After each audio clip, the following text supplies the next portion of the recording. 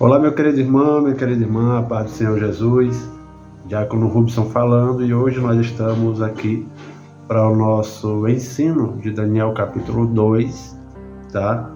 Parte 2. Nós ensinamos a parte 1 já, e agora nós vamos fazer a parte de número 2, que são a continuação do capítulo, a partir do versículo de número 30, para nós estarmos aqui entendendo versículo por versículo aquilo que Deus tem para nos ensinar e aquilo que Deus mostrou a Daniel no seu tempo, tá bom?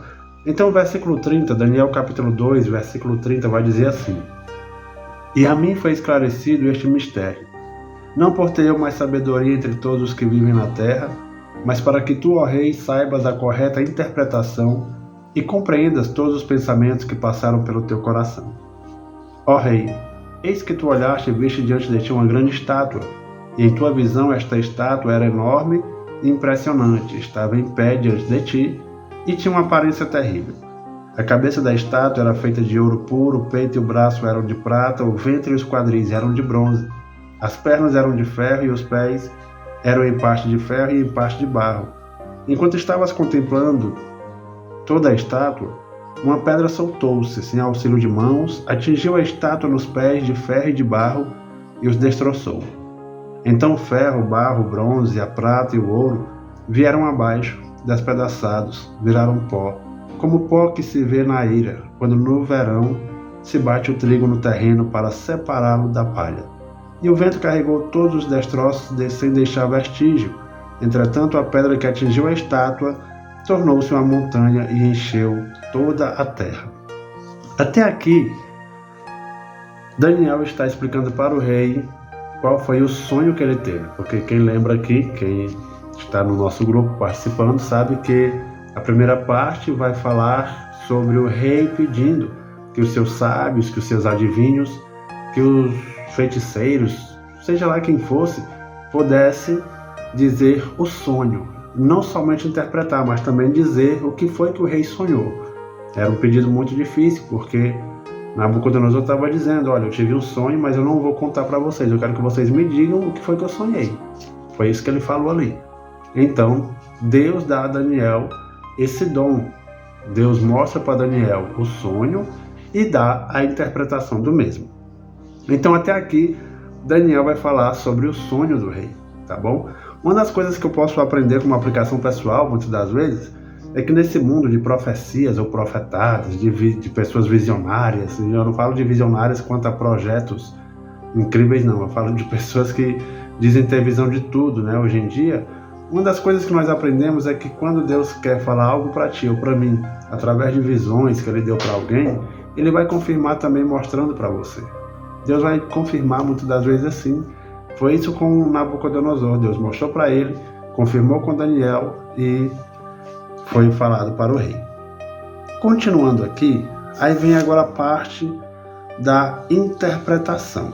Olha só, Daniel vai falar aqui no versículo 36. Foi esse o sonho que tiveste, agora nós o interpretaremos para o rei. Perceba que Daniel, ele usa a expressão nós. Ele não vai dizer agora eu, mas nós. Ele está se colocando ali no lugar de servo, dizendo: olha, eu e o Senhor, ou Deus e eu, nós vamos mostrar para você, rei, qual é a interpretação do sonho, né? Daniel faz isso. Ele vai dizer ao rei: tu és rei de reis, a quem o Deus do céu tem dado o reino, o poder, a força e a glória, e em cuja mão ele entregou os homens de todas as nações, onde quer que habitem os animais e as aves do céu, e te fez reinar sobre todos eles. Tu és, portanto, a cabeça de ouro. Irmãos, vocês lembram que vocês que têm contato comigo, que conversam pessoalmente, eu costumo dizer que a Bíblia ela é incrível porque ela mesma se interpreta.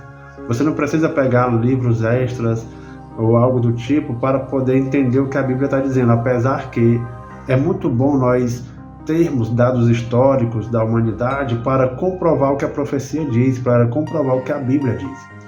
E por isso eu quero te dizer aqui que o próprio Daniel ele vai dizer: olha, rei Nabucodonosor, a cabeça de ouro dessa estátua que você viu é o teu reino, é você, rei. Teu reino é grandioso hoje, o teu reino é cheio de esplendor, mas lembre-se, rei, quem te deu e quem permitiu você estar no trono hoje foi Deus que está no céu. Então a cabeça de ouro nós já sabemos que é o Império Babilônico, tá bom? Daniel continua dizendo: mas depois de ti se levantará outro reino inferior ao teu. Aí já vem o segundo reino.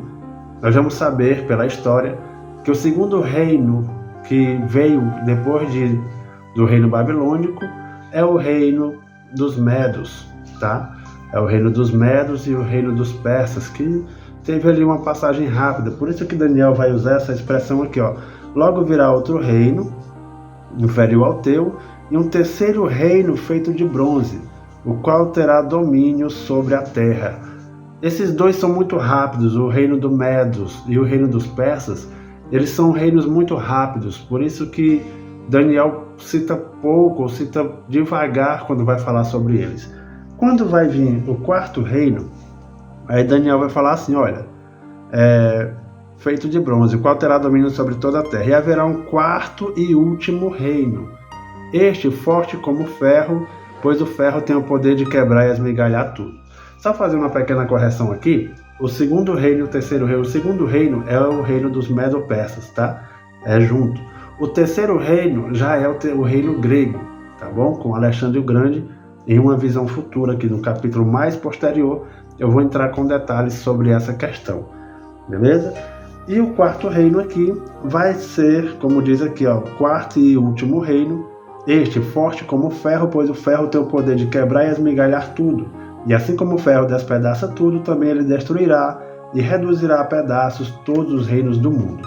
O quarto e último reino, do qual Daniel fala sobre a interpretação, é o reino de Roma, é o reinado de Roma, tá bom? Aí vai vir o tempo dos Neros, o tempo dos Césares, tá bom? Na verdade, o tempo dos Césares, não é dos Neros. Nero foi um dos Césares, que César era título. Por isso que Jesus vai falar lá em uma passagem, olha, dê a César o que é de César, ou seja, o título era César, como se fosse o presidente hoje, dê ao presidente o que é do presidente, tá? E na Roma Antiga, César era um título. Esses são os quatro reinos do qual Daniel vai falar. Quando então Daniel fala, olha, no 41, como viste os pés e os dedos eram em parte de barro e em parte de ferro, isso quer dizer que esse será um reino dividido, mas mesmo assim terá um pouco da força do ferro, embora tenha observado ferro misturado ao barro lamacento. No finalzinho do reinado de Roma, que teve sim, e vivemos isso até hoje, o reino se enfraquece e vai tentar, através de alianças, se fortalecer novamente, por isso fica tão frágil. Fica o ferro misturado com barro, aquilo que é forte misturado com aquilo que é fraco. Quando une, aí mesmo sem se misturar, mas está ali junto, né? Junto, sem se misturar, então é o reinado romano já com as suas alianças políticas e por aí vai, enfraquecendo aos poucos. E a última parte da visão do sonho de Nabucodonosor é uma pedra grande que Daniel diz, olha, não foi os homens que cortaram, não foi os homens que lançaram na estátua, ela veio do céu. E ela bateu bem onde estavam os pés ali, onde estava o ferro misturado com barro, e destruiu toda a estátua, virou só o pó, se esmigalhou, e aquela pedra que foi lançada pequena, a ponto de destruir a estátua, mas foi crescendo até se tornar um reino eterno. Essa pedra é o nosso Senhor Jesus Cristo, é o reinado de Cristo aqui na terra, tá bom? Por isso que você vai ver em uma das passagens que diz assim, e o nosso Senhor Jesus foi a pedra angular, pedra rejeitada pelos construtores, mas que veio a ser a pedra principal. Esse é o nosso Jesus, o reinado eterno de Jesus, do qual veio ter domínio sobre tudo e todos aqui nessa terra. Então até aqui a gente finaliza essa parte aqui da visão do sonho de Nabucodonosor e todas as interpretações. Eu quero finalizar com o versículo de número 48 e 49 que diz assim: então o rei exaltou Daniel e lhe deu muitos e valiosos presentes, e o designou governador de toda a província da Babilônia, e também o fez chefe principal de todos os sábios da Babilônia. Além disso, a pedido de Daniel, o rei nomeou Sadraque, Mesaque e Abednego administradores da província da Babilônia, enquanto o próprio Daniel permanecia na corte do rei. Daniel foi exaltado pelo rei, tudo isso pela misericórdia e graça de Deus, mas Daniel não esqueceu dos seus amigos que oraram junto com ele. O que eu aprendo aqui? Lembre-se das pessoas que estão do teu lado e que te colocaram e te ajudaram a alcançar coisas maiores. Lembre-se sempre deles, não despreze não, tá? Lembre-se primeiramente de Deus, mas lembre-se daqueles que oraram por você, que lutaram por você, que acreditaram nas suas conquistas. Lembre-se deles, tá? Que Deus os abençoe, que Deus os guarde, em nome de Jesus.